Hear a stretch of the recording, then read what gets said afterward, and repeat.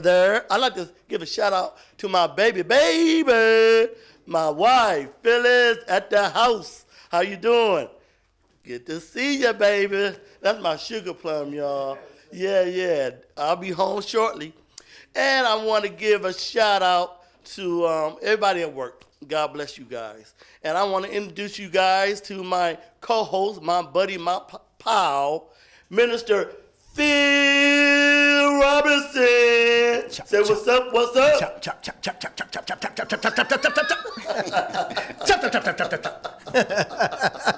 I'm feeling silly today, but I'm feeling good. Come on, I'm feeling good. I'm feeling silly today, but I'm feeling good. Yeah. I'm feeling. Yeah. I feel good. So I just want to give.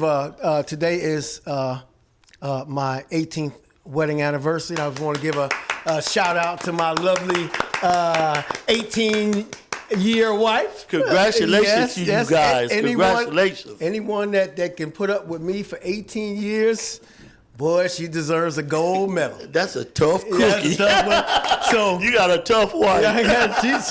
She's just all right. So, Minister Stephanie, happy anniversary. I love you. And what's good about that is, just a little insight about it is, marriage is honorable. That's what the Bible says. That's what the Bible says. That's a good thing. So, instead of having single ladies, instead of having a hot girl summer, why not have a hot husband 18 years? That's good. You know? That's good. That's a blessing. Because we enjoy each other. We feed off of each other. We enjoy each other. So instead of having a hot girl summer, have a hot husband summer for the last 18 summers. Yes. But you know what? We got a special guest today. Yes, we do. He's new to this studio. Oh, yeah. But I'm going to let you introduce him since you know him a little bit better than me. It's safe to say I do know him a little better than you. So I want to introduce to you my big brother, Don Robinson, by way of Brooklyn, New York. Brooklyn, New York? Yes, Brooklyn, New York. And he's a Yankees fan as well, too. So I'm going to put him on blast a little bit. So just want to introduce, and he's also retired sergeant from the Cleveland Police Department. Wait, he's retired? Retired sergeant from the Cleveland Police Department. From the police department. He say, hey there, boss man. Hey there, boss man. Okay, I love So just want to introduce my brother, Don Robinson, to the panel. His first time here. Welcome. Welcome to Chop It Up. Welcome to Chop It Up. Thank you.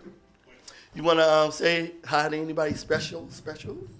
Want to give a shout out to anybody? Well, I would just like to say thanks for giving me this opportunity to come on the show. I know we've talked about it on a few different occasions, and I finally get an opportunity to come here and chop it up with you guys. Yes, chop it up. Welcome aboard. Yes. Thanks. I'm waiting on another co-host. He's on his way, Michael Stitz. He'll be here shortly. But let's get started.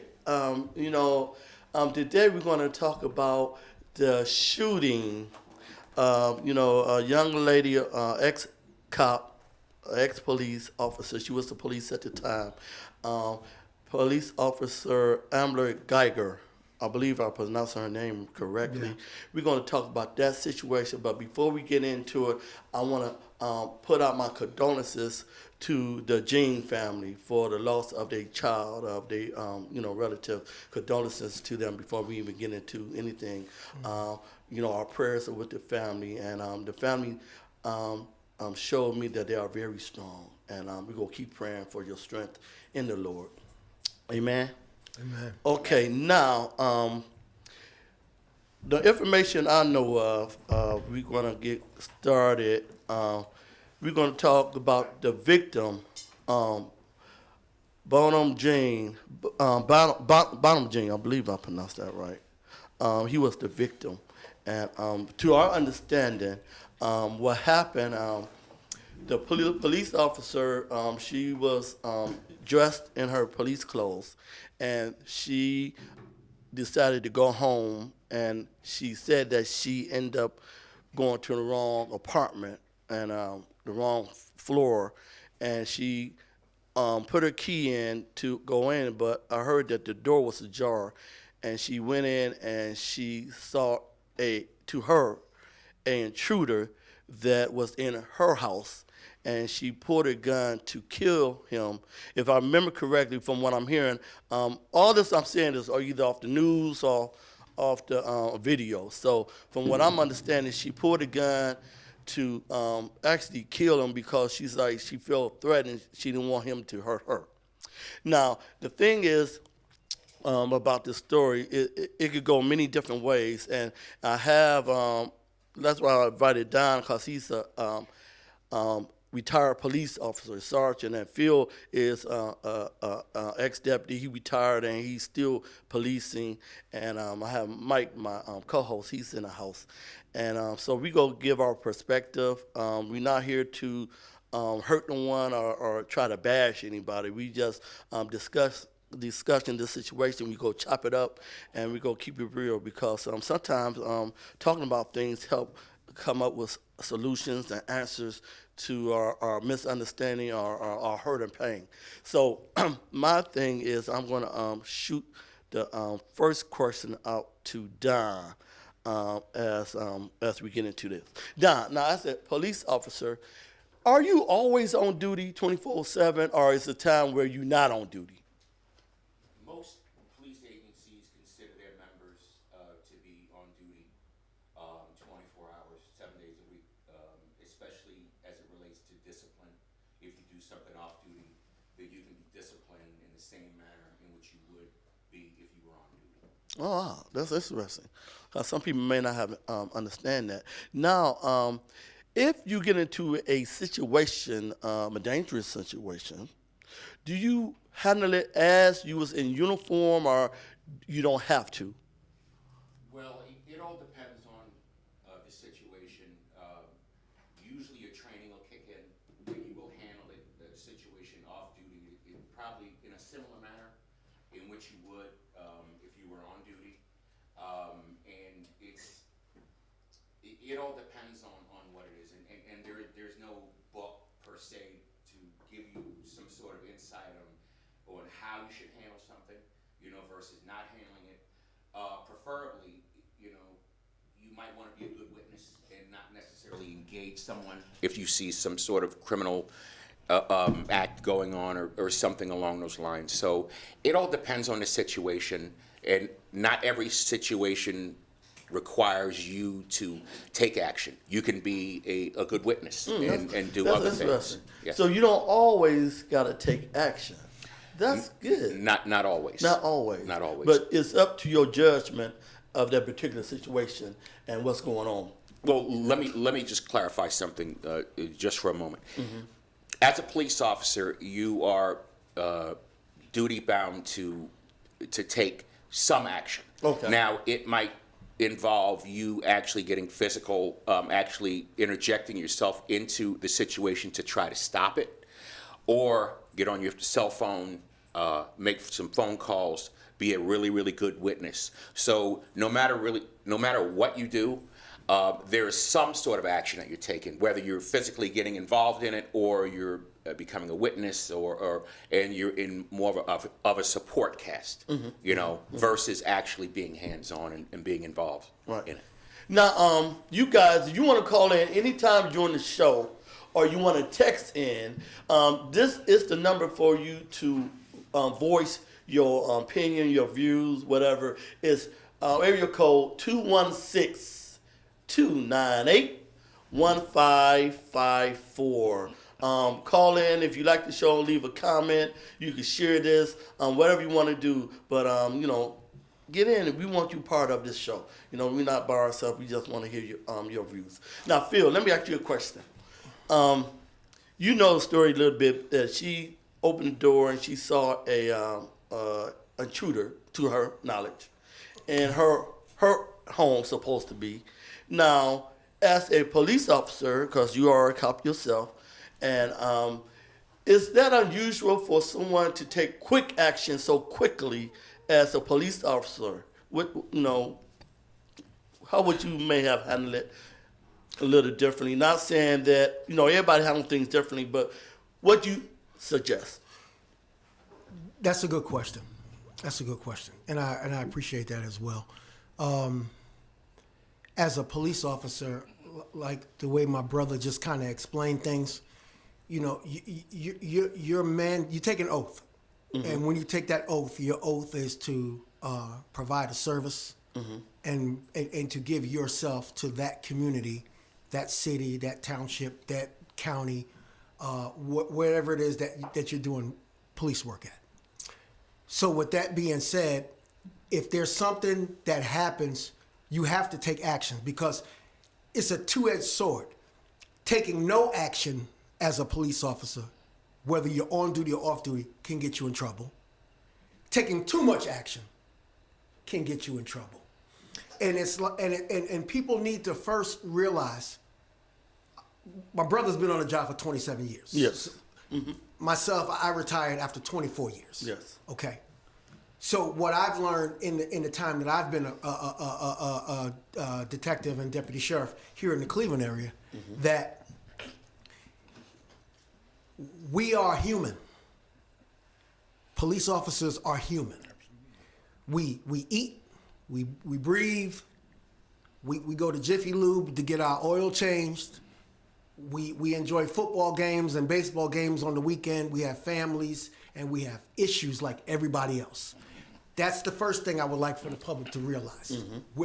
We're no different than the civilians that we serve. But to be in this capacity, you serve, and there's, as the Bible says, much is given, much is required. Yes. There's a lot more required of us. Yeah, because y'all giving Because a lot there's of a lot more responsibility. given to us. Yes, yes. So with that being said, we have to be oh so careful to point, choose correctly. Right. You have to be very, very careful. Because technically, y'all jump in anytime. You guys have the right to kill, to take a life. Absolutely. You know, and that's a great responsibility. But let me just say this. Let me just say this, Pastor. That is the last thing on the face of this earth that any police officer actually wants to do, is take someone's life. No police officer gets up in the morning, brushes their teeth, eat a bagel with cream cheese and jelly, and takes a sip of his coffee and say, you know what? I'm going to kill somebody today. I just want to debunk that myth, because people think that police officers come to work because they want to kill. And I'm going to tell you something, nothing could be further from the truth. But on the other hand, I want to say this. You do have some police officers out there that are not doing what they're supposed to do. And that very small percentage of the ones that's doing wrong, that very small percentage of the ones that might have a spirit of homicide on them, even as a police officer, yes. or a spirit of rage, or a spirit of lying and conniving and doing all types of other ungodly things. Yes, you do have them. But there's no difference between the police officer that is doing wrong and making bad decisions, and the cable man, and the mailman, and the person that work at Kinko's copier. We're all human, and we all got to remember we have that human aspect to us. So I say that to say this, Pastor. When we don't know the whole story, but one thing I like to speak to is what caused her to make the worst decision of her life, to change the very dynamics of this family. And what I identified with that was, what was she preoccupied with when she got off of work? Because the reports stated that she just got off of work. Right. She was off duty. She was off duty. She was in full uniform, Yes. and she was coming home. Yes. So that raises a lot of questions with me, because what are you so preoccupied with that made you make the worst decision of your life? Yeah. Yeah. Which ultimately she has to account for it, and she has to live by it. And without taking up too much of the panel's time, I would like to say this. These cell phones and social media and texting and doing all of this other thing that we doing, texting and sexting and trying to hook up and trying to do this and trying to do that, the reports indicated, now I don't know this for certain, but I can only go by what the reports indicated. The reports indicated, which was proven through text messages, they did subpoenas on her phone, they pulled the records on her phone. Right. She was sexting some inappropriate things back and forth to one of her coworkers, which was another police officer. And I believe that Pastor Tim, she got caught up in the moment of being enticed with these sext calls and these sexting calls and some of the things that two adults were doing with each other, which we don't know if it started on the job and it followed off the job. But the reports do say that she was sexting and having sexual conversations with another police officer. Right. So with that being said, her mind was already preoccupied. Yeah, her mind was already preoccupied. Yeah. With things of a sexual manner.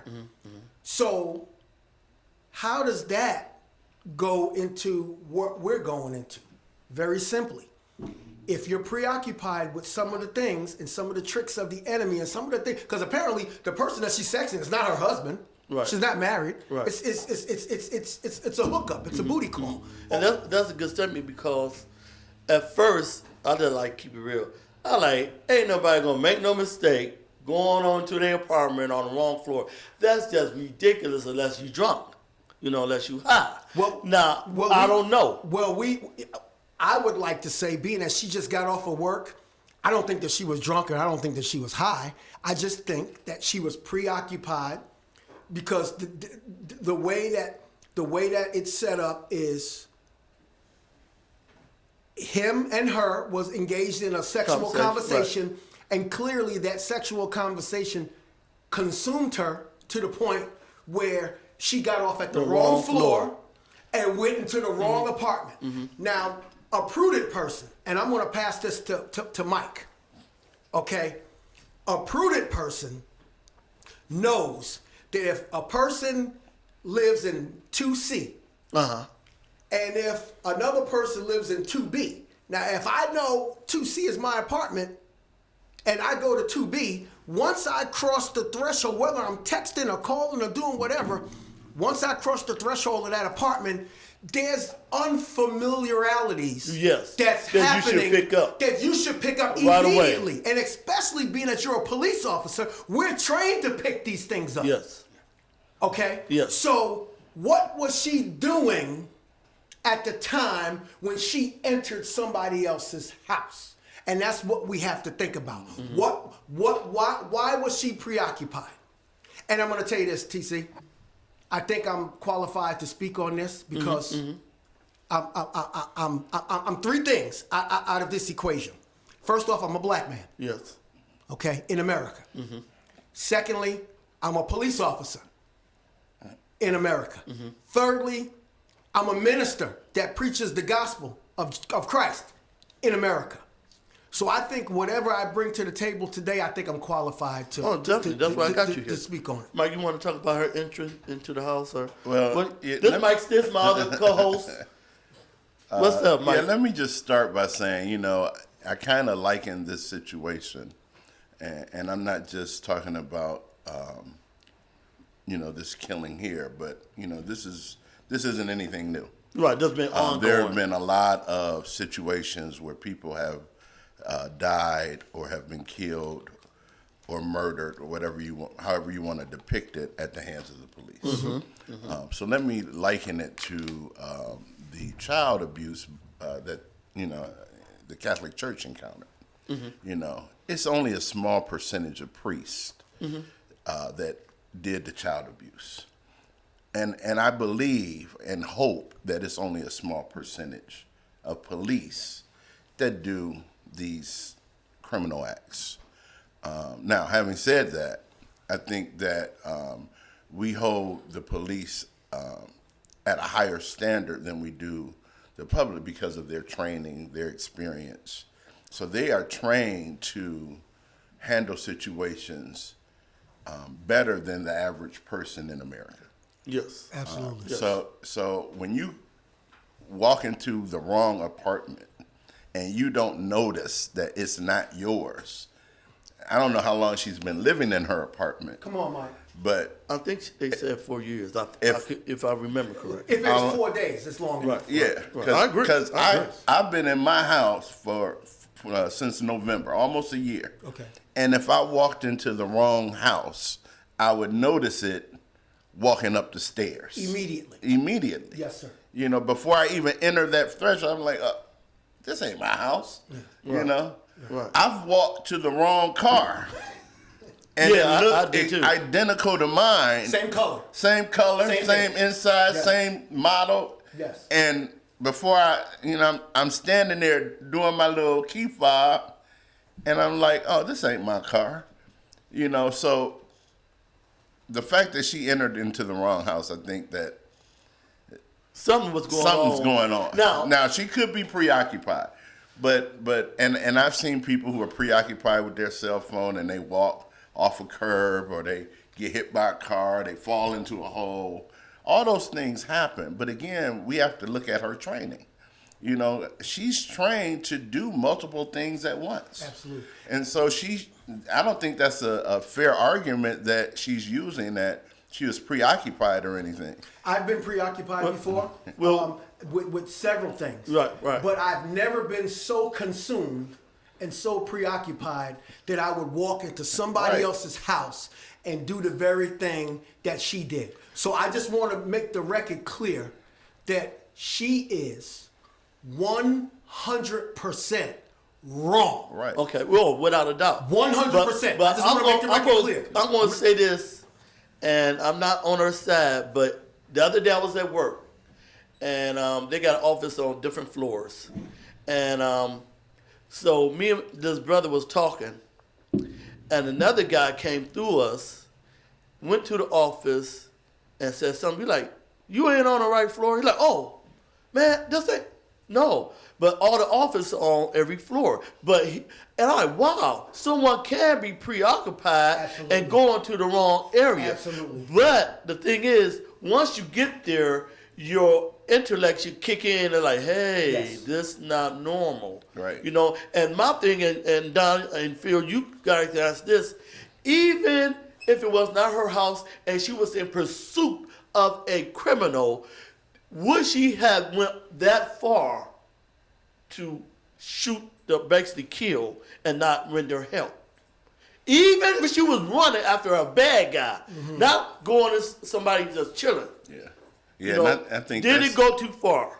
And I think that's part of the stuff that, you know, with this case, particularly, there's just so many inconsistencies. Like, she shot, didn't render any help. The union rep said, turn off the recording while she was sitting in the police car, you know, so that we can't hear what she was saying during that recording. And there were so many things that they tried to get, I don't know what the proper legal term is, but, you know, when you have evidence and you don't want to enter it into court. Yeah. You know, so they haven't released everything that happened in regards to that. So, you know, if she didn't do anything wrong or didn't intend to do anything wrong, then everything should be on the table. Let's see what the evidence shows, and we'll make an informed decision. And what you're talking about in police terms and in law enforcement, we're talking about suppression. Right. Like some things are suppressed so it doesn't get out. Right. And some things are entered into evidence and introduced into evidence where it could be used at the time of Right. trial. Well, let's keep it real because they don't want a lot of evidence out. I mean, that's what they do. They got to protect each other. I mean, that's what this was real life.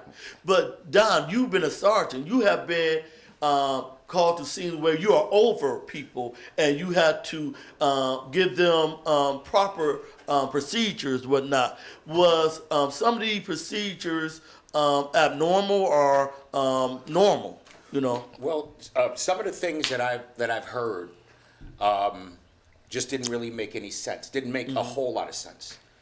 You know, there is a process. You know, if it's a shooting, if it's a homicide, or whatever the case may be.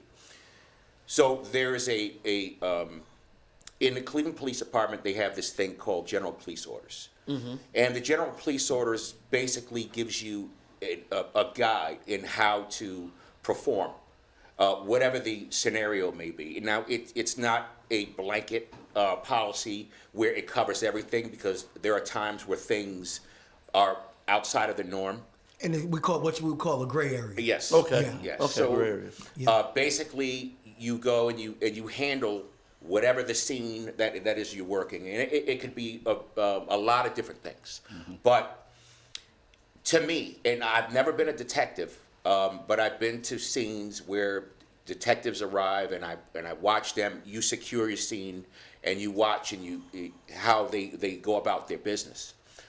So I can't really speak to what the Dallas Police Department's policy is, Right. because I don't know it. Right. Maybe there are some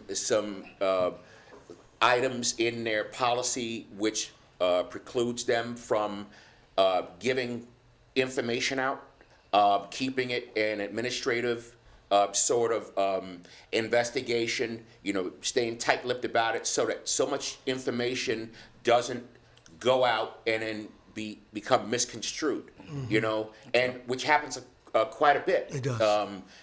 People get information now from a lot of different social media sites, and depending upon who runs these sites, there's some information that's untrue. And it can be tainted. And it can be tainted. Right? And people now formulate an opinion based on the information that's flowing out, and it's not always correct. So, the way that I would look at things in this situation, and there are others, let all the facts come out before you make some sort of or you formulate an opinion, because there's a lot of bad information that's out there. Yeah. Pretty much so. Yeah. So if I can jump in, Pastor, real quick. Yeah, jump on. So if I could just tag team, because as a detective, I've been a detective since 2002. So I have a lot of experience. I have a lot of training, and I have a lot of experience. And I've processed scenes, and I've processed all types of scenes. Every scene just about you can think about, I processed. So as the detectives, we're always the last ones to get on scene. We're always the last to get on scene. Why are y'all the last? Why are y'all the because we're usually the ones that are called out, because the task at hand is turned over to us, because we have to make heads and tails, and we have to make sense of that scene, and we have to recreate it and put it all together. Oh, so basically, y'all like the puzzle. Y'all put the puzzle We together. put the puzzle to make a together. picture. Absolutely. Okay. That's a good You analogy. gotta watch First 48 a lot more, man. Yeah. So busy. The first 48. I'm so busy. So with that being said, I rely on guys like my brother Don. Right. Because he's going to be the supervisor at the scene, making sure the scene maintains integrity. That's that. Now, That's- the sergeant do that or the detective do that? No, the boss on the scene, Does that. the first officer on the scene's tasked to control the scene and hold the scene in its entirety, in its originality, until the supervisor gets there. Okay. When Yep. the supervisor gets there, then he starts quarterbacking the scene. So the supervisor is going to contact his supervisor and make notifications that we need detectives out at 1, 2, 3, 4, 5 Maple Avenue. Okay. So when I get there, they turn the scene over to me, because that's when the investigative part really begins. So when they turn the scene over to me, I am tasked to go through the scene, look at this scene, try my best to get witness statements. Did anybody see anything? Are there any cameras in and around where I can possibly refer to some video down the road? Did anybody hear anybody? Did anybody see anybody? It's my job to put all the pieces together. Now, unlike the first 48, which they do it in an hour, it might take us 6 months to complete an investigation. But once I get there, Pastor, I have to take everything that's there and I have to chronologically document it so that I can open up a fair and impartial investigation of the facts. And the facts is what's presented in front of me. Whether it's good, bad, or indifferent, I have to put together the facts. And when I put together the facts, whether it works in the police officer's favor or whether it works against him, I have to present the facts. And I have a sworn oath. And this oath that I take is to God. That's the swearing in ceremony. I don't swear allegiance to another police officer if they're doing wrong, because my oath determines that I'm supposed to use integrity and professionalism in everything that I do. And if a police officer has to be the subject of a criminal investigation beyond my investigation, then the chips are going to have to fall where Now, let me stop right there, because from the black community, we know, and this is what we say, that, you know, cops stick together. They're the biggest gang in the United States. The blue wall. If you turn on your co-worker and as they say, rat them out or tell or be truthful, just be a man. Now you are a problem. How you gonna do that to your own people? We got your back, and I'm just keeping it real. That's what go down. That's what you hear. And but not only that, Tim. So I'm kind of torn with this so-called blue wall of silence. One is,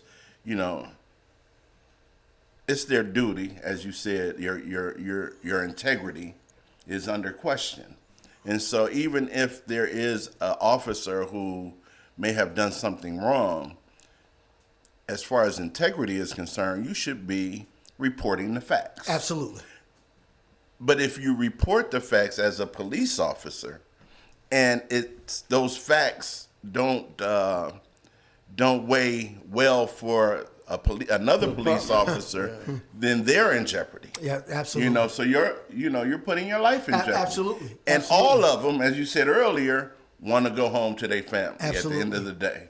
The only thing I have to say about that is when it comes to being an officer and doing this job, first of all, it's a tough job. Yeah, very tough. It's a thankless job. It's a tough job, but it's something that we chose. Yes. Nobody took my brother's hand and made him raise it and say, you have to do this job. Because just like there's bad police officers, and just like there's police officers that make bad decisions and decide to go back and try to cover it up, Yeah. you have really great police officers that do a great job. Absolutely. You have really great police officers that do a great job. So with that being said, my job is to gather the facts. One of the things, if I may, one of the things that I use as a guide was being able to look at myself in the mirror and think about, am I doing a good job? Is this the kind of service that I would want, that I would give to my family, my friends, and so forth? And at the end of the day, if you can't look at yourself in the mirror and say, and question, and you have a doubt about how you're doing your job, then there are bigger problems. Because now, like we've all talked about, integrity. If you don't have integrity, then you don't really have much of anything. People take you at your word. And not just your word, but people take you at your actions too. Because usually, and how does that saying go? Action speaks louder than words. So anybody can talk about, oh, I am a good police officer, I'm this, I'm that. But at the end of the day, what do your actions dictate? And if people see you in a positive light, then yes, that's a good thing. Do we make mistakes? Absolutely. But we have the kind of influence where we can have a good, someone's good day or someone's bad day. Yeah. And taking personal opinion about what you feel about a certain sort of person and this, that, and the other, basically, from the beginning, it's about integrity. It's about what you do. It's not about what you say, it's about what you do. And if you can look at yourself in the mirror and say, look, this is the kind of service that I would provide to any one of my family members or friends or whomever, then I'm okay with that. And also, TC, we have to remember as well. Let's go back to let's go back to the beginning. Let's go back to the source. And the source of all of these catastrophes, the source of all of these atrocities, the source of all of these horrible things that transpired from the beginning was, I believe that she was tricked by the enemy, which is the devil. And what the devil does is, whether you're a Christian and you preaching gospel, or whether you're just a nice person and you're not a Christian and you just live right and you love everybody and you do everything right, the devil desires to sift us. Yes. like wheat. Yes. And we have to identify that. And being that we identify that the devil desires to sift us, on that morning, she was on the enemy's radar to allow another man to text her things of sexual nature, for her to allow herself to text him back of things of the sexual nature, to have her mind not where it should be when you're getting off of work and going home. I loved driving a long way to go when I lived in Lorain County, but I worked in Cuyahoga County. I loved getting off of work downtown Cleveland, and I loved driving for 50 minutes to go to Lorain County. And I'm going to tell you why. It's a defragging moment. It's a moment where I'm able to get inside my car, put on some smooth jazz, and just decompress, because you don't know what I went through for that day. So during that moment of decompression, you have an opportunity to take a couple of deep breaths. You take an opportunity to think about the day that you had. What did you do positive? What did you do negative? What can you do better? And you have an opportunity to take out of your mind the report that you just took because a 2-year-old was just raped by the mother's boyfriend, or the 13-year-old homicide victim that was shot and left dead on the street. You have an opportunity to defrag from all of that in which you dealt with for that last 8 hours, and then it gives you a time of peace to drive home and get yourself together so that you can be the husband or the wife or the brother or the son that you need to be when you get home with your family. And that's oh so important. So I just want to go back to the beginning again, Pastor. She was preoccupied, and some of the worst thing that ever happened came out of it. And I believe that the enemy set her up for this failure, for her to do what she did. Because I'm going to tell you something, Pastor. I've been to your house before, and I've been to Don's house before. And I'm hoping to be at Mike's house because I want to eat up all his food too. and I know Pastor James makes some good ribs. So I'll make it to his house sooner or later. Right. But one thing I know for certain, if all of our houses is in the same neighborhood, in the same community, and even if all of our houses is the same color, same build, same this, same that, same porch, same door, same everything, as soon as I walk in Mike's house, there's something that don't smell right. Right. Because my house is not going to smell like Mike's house. Right. My house is not going to smell like Pastor T.C. Thomas's house. My house is not going to smell like that. You're going to have something at your front door, or you're going to have something in your door that's going to immediately tell me, wow, I'm in the wrong place. Matter of fact, it will make you back up like, I done intruded. That's right. I know intruder now. That's right. So what's going on in her mind that she felt comfortable enough for this man to be sitting on his couch eating ice cream? That's the testimony. Well, let's take it even further.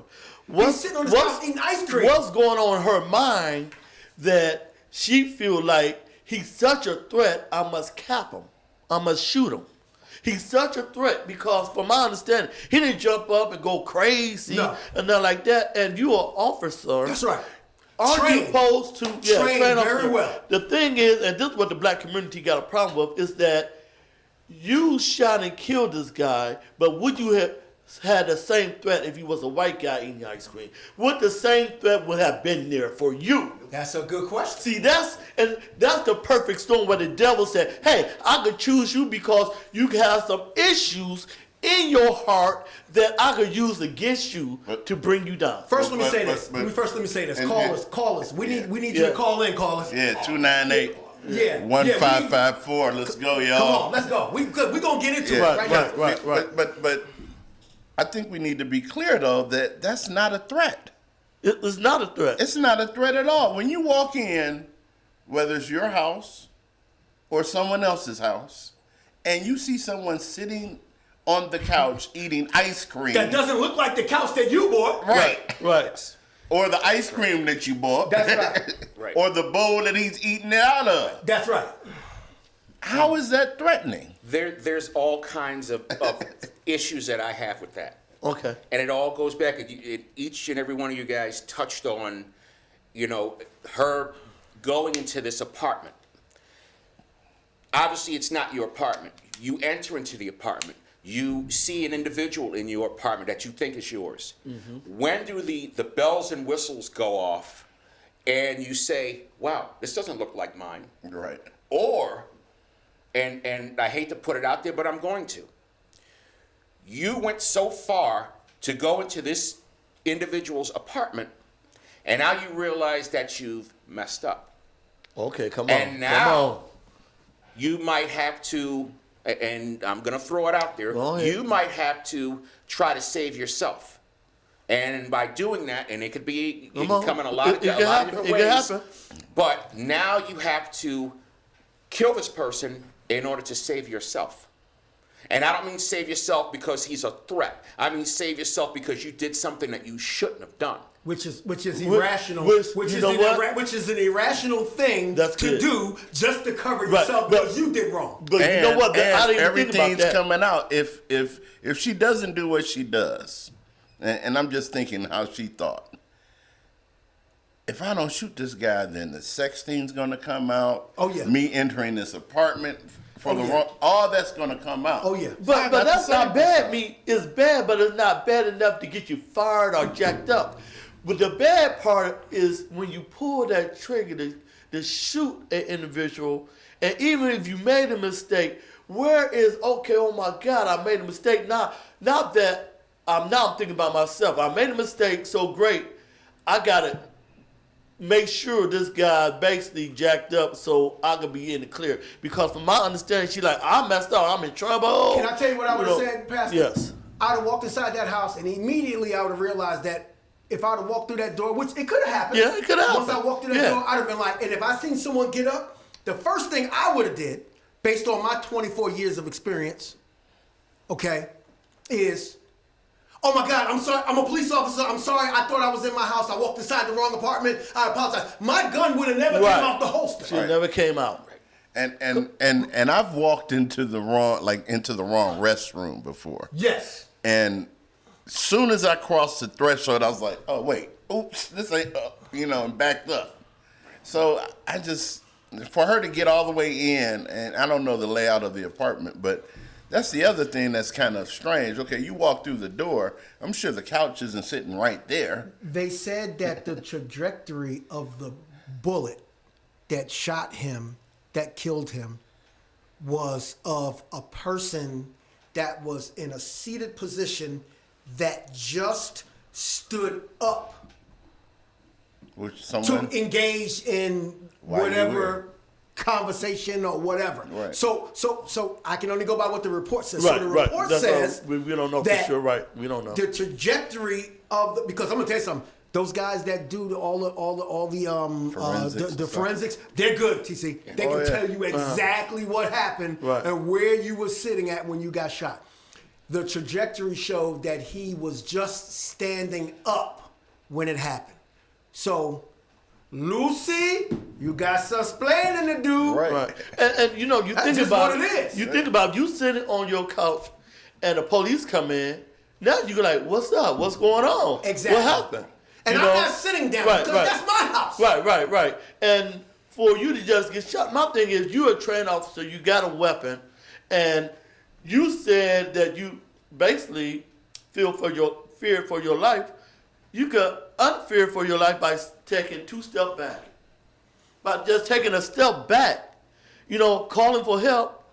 I mean, none of her training kicked in, to my knowledge. None of it. it. Because Right? I'm gonna tell you something. None of If it. that None was of it. based off your training, Right. you was trained by Mickey Mouse, Yeah, and yeah. the Keystone Cops. Yeah. But If even- that's your training, But even if you go as far as, okay, she was fearful of her life, she shot this guy.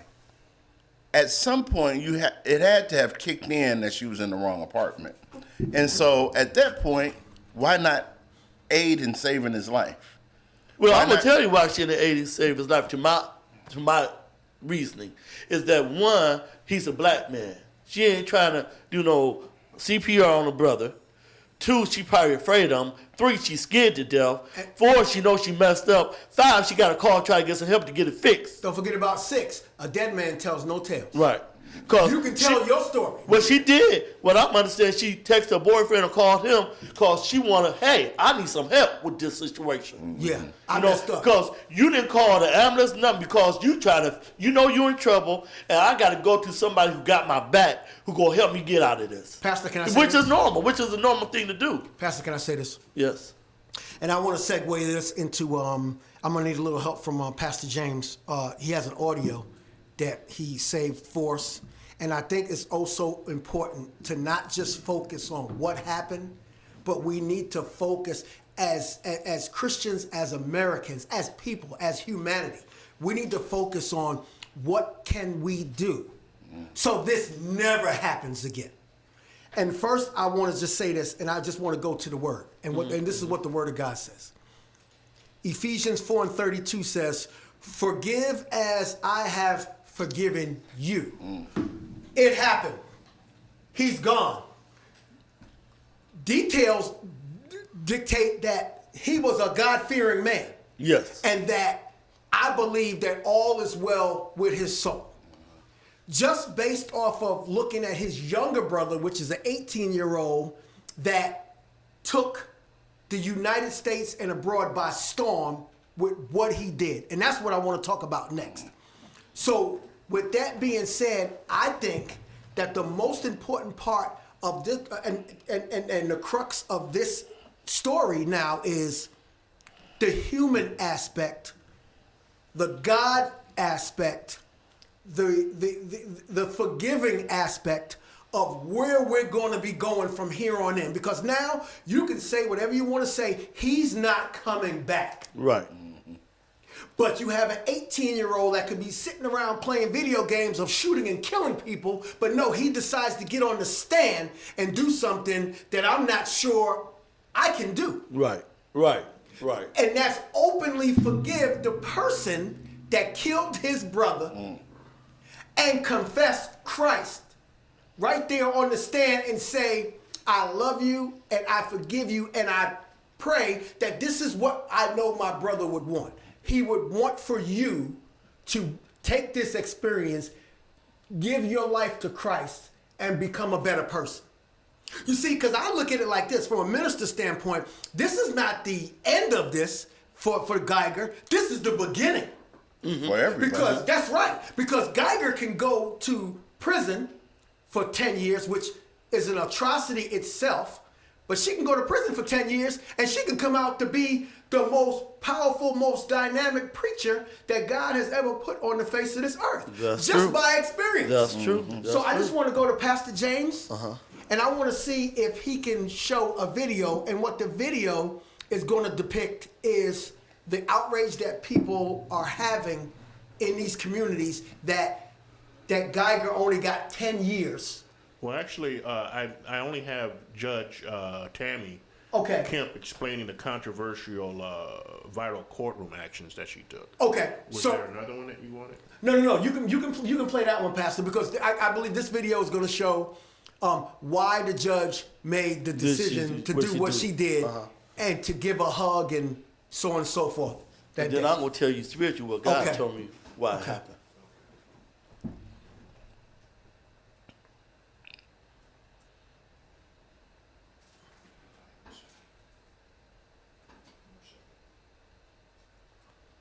So while Pastor's cueing that, Hopefully the volume is... yeah, and while Pastor's cueing that, I just think that this is just a learning experience for everybody.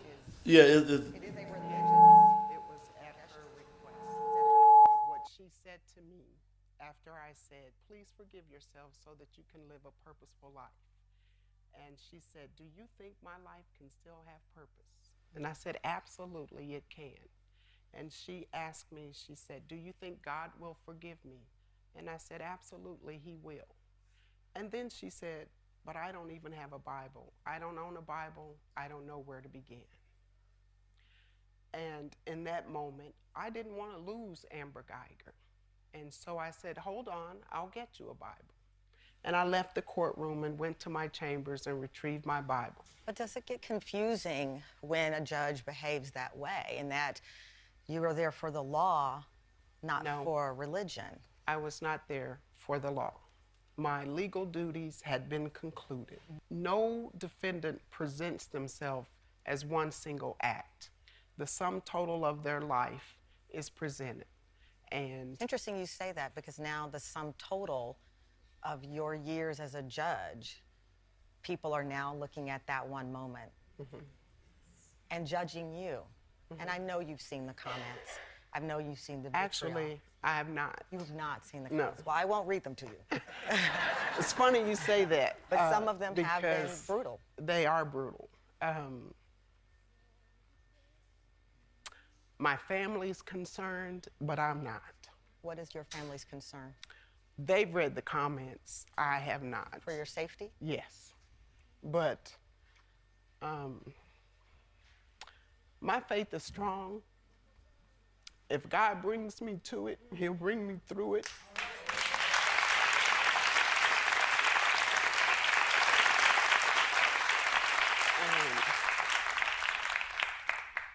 And this is one of the reasons why I'm discussing the hug, so that people will understand the sum total of what happened.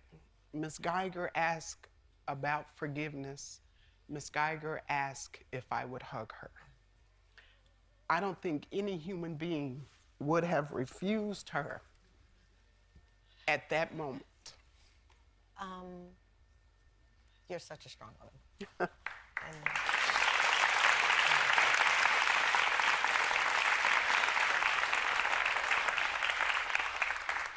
before you go, I do want to ask you about the bailiff and explain to us what happened there. 'Cause so much of this, you have the answers to far more. I than do. that.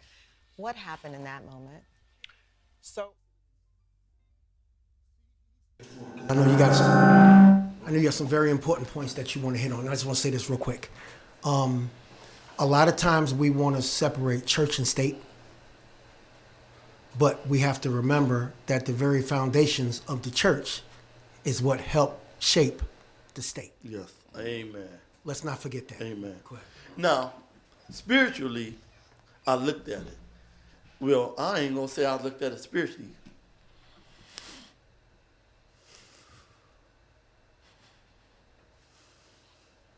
The Holy Spirit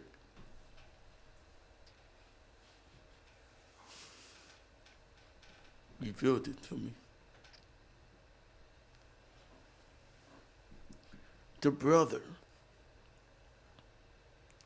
he represented Jesus. And when he hugged her, it was like Jesus and a woman who was caught in adultery. He could not do that. Only God in him could have done that. What he was showing her is, I forgive you. And she represented the world. Now, the Holy Spirit took it farther. The judge represented God, Father God. And she had to come down and give her the word of God, which is Jesus. God gave us Jesus to the world. She acted as God giving the Bible, which is the word, Jesus, to the world. So God showed himself in this situation. Now, the key thing with America is that black and white had been bumping head, hating each other. And God said, this can no longer be tolerated, because you will not make it into the kingdom of heaven, hating each other, fighting each other. Now, the black people are upset because, like, we have not got justice. And even though she got 10 years, it's not enough, because so many black people have been killed by the hand of white people and have been looked at as nothing. Yes. So the black people are raised, they are so hurt and mad, their heart have been hardened. And white people don't understand. You got to understand, we are the most forgiving race on this earth. Yes. We have been through so much. Slavery has done so much to us. We're the only race that through slavery made us hate each other. That's why it's black on black crime. You know, they want to say black on black crime, but black on black. It come from this demonic spirit Yes. that was put on us on purpose. Yes. And that's why they hate us so much, because we overcome. And we overcome with love. Because the thing is, God has gifted black people with the power of love. And forgiveness we give because forgiveness is our power to take us out that situation of hurt, pain, and entrapment. Because unforgiveness trap us in a way where we can't be function. We got to feel a certain way. We have anger. I don't like walking around with anger, malice, and envy. You jacked up. Who like to walk around like that? So when God gave us forgiveness, he gave us power to take back our lives. So it's very important for us as Christians. And you got to do this, you got to be a Christian, because it's almost impossible to do it without God. To be able to take back what the devil is trying to destroy. On the most grandest stage ever known to man, where this video in that courtroom and what that young man did, that resonates not only through the United States, Europe, Asia, Africa, and abroad. What he did resonates to the heavens. And I believe that if you ever had the opportunity to exemplify what God stands for and forgiveness, he did it, and God got the glory. Even though the people didn't get the justice. Let me make that clear. The people didn't get the justice, because 10 years is not justice. Well, you can't never get justice for a loss of life. There's no justice for a loss of life. Taking life. There's no justice. The only justice is Christ, and that's love and forgiveness to balance it out. I feel good that God got the glory. Yes, that's what I'm talking about. See, the Bible declares that the only thing that's going to last is what we do for Christ. And what that young man did, he put the seal, he stamped the seal of Christ on this whole ugly situation. And a lot of people don't understand it. And what tripped me out is that if he's the brother and he can forgive, how come we can't forgive? He's not our relative, but we all brother in Christ. So we got to learn from example, because this was, it should have been an awakening moment. It was very much, but the only other person I've seen do something like that is years ago, and y'all all know that this brother, I can't think of his first name, but Mr. Goodwin, he got killed. And a prophetess, Debbie Goodwin, they came on TV and they said they forgive this guy who killed them. And I thought that was remarkable. So I like, wow. I saw God moving on that, because this was on Easter. This was on Easter, and I just thought it was so remarkable, because everybody was afraid this guy going around killing people, you know, and but their family had forgiven him, and I saw God move when they did that. So I just want to Pastor TC, if God doesn't get the glory in everything that we do, it's all just one big stage show. Right. Mike, you want to say something? Yeah, you know, I commend the brother and the judge for what they did. It's not the first time I've seen it. I've seen that several times in courtrooms where family have forgiven the perpetrator. The question, though, is where do we go from there? You know, how do we? And I think the answer is we got to quit looking at black and white. And start looking at each other as spiritual beings instead of human beings. Because as human beings, we kind of look at our differences and we compare each other. Right. But I'm as spiritual beings, if we're all looking at each other as spiritual beings, there's nothing to differentiate. Right, we got to renew our mind. The Bible says renewing our mind. But I'm going to tell you how we get past it, about taking on Christ, being like Christ. We must be like Christ people. And yeah, it's hard to do. And it's tough. But we are able to do it when we take on Christ. We could be like Christ and live like Christ. If you have some unforgiveness, forgive them. You know, forgive them and let it go, because you have peace. If you don't know Lord Savior as your personal Savior, ask Jesus to come to your life. Come back in 2 weeks to chop it up. God bless you. 2 weeks, y'all. 2 weeks. God bless you.